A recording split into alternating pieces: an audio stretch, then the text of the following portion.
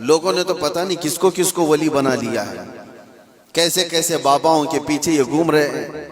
وہ ایسے بابا جن کے نماز کا کوئی ٹھکانہ نہیں، دن بھر قوالی میں بیٹھے رہتے، نماز کے بارے میں پوچھو تو کہیں گے مکہ میں پڑھتے ہیں، مدینے میں پڑھتے ہیں۔ کچھ وہ بھی ہیں جو دل کی نمازوں کی بات کرتے ہیں۔ یہ سب شیطان ہے۔ شیطان اس طرح کے چہرے بنا کر کے امت کو گمراہ کرتا ہے۔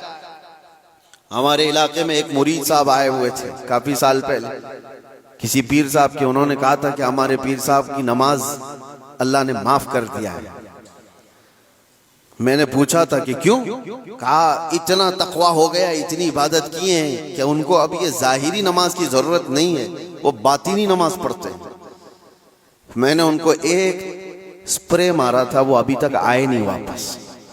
کہا شریعت میں 4 لوگوں پر نماز معاف ہے، 4 لوگوں پر نماز معاف ہے۔ نابالغ بچہ ہو تو نماز معاف ہے، بھی مطلب اس پر نماز فرض ہی نہیں ہوئی۔ دوسرے پاگل ہو، دماغی نہیں ہے تو بھی نماز معاف ہے۔ اور تیسرے عورت کی جو ماہواری آتی ہر مہینے، حیض کے دنوں میں عورت کو نماز معاف ہے۔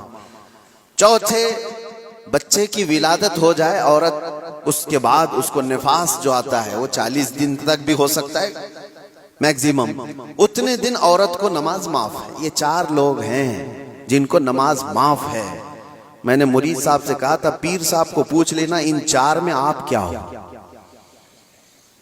یا تو تمہارا پیر نابالغ ہوگا اس لیے نماز معاف ہو گئی، یا تو پاگل ہوگا اس لیے معاف ہے، یا تو پھر وہ 2 کیٹیگری جو بڑی ڈینجر ہے۔ پوچھ لینا میرے عزیزو، غوث پاک پر نماز معاف نہیں ہوئی تو اے رے غیر نتھو کھیرے کی بات کیا ہے؟ اس ویڈیو میں دیکھ سکتے ہیں یہ بزرگ شخص ہاسپٹل میں اپنی آخری سانسیں گن رہے ہیں، لیکن جب نماز کا سمے ہوا اور اذان پڑا تو یہ شخص تیمم کر کے بیڈ پر ہی نماز پڑھنے لگا۔ یہ ویڈیو یہ بھی بتاتی ہے کہ نماز کسی بھی حال میں معاف نہیں ہے۔